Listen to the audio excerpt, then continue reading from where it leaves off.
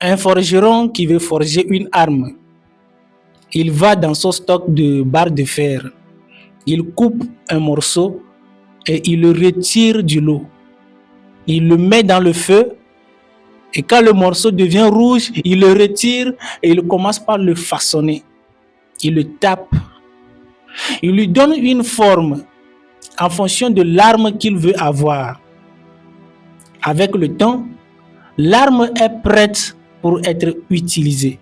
Tellement cette arme, elle est tranchante qu'elle peut dévaster toute chose et toute personne. Qu'est-ce que tu n'as pas compris de mon histoire?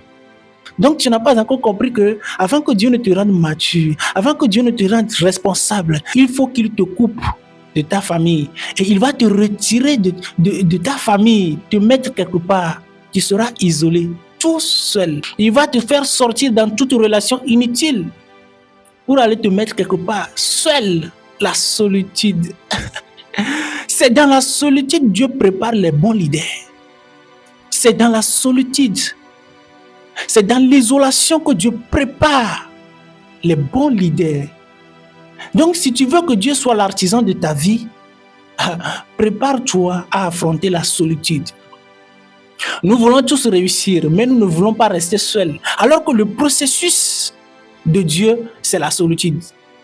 Dieu ne taille pas dans le bruit. Dieu ne taille pas dans les gens. Dieu ne taille pas dans la masse. Dieu ne taille pas dans le lot. Il taille dans la solitude. Mais si tu veux abandonner, abandonne. Ce que l'homme ne peut pas faire, c'est parce qu'il ne veut pas faire.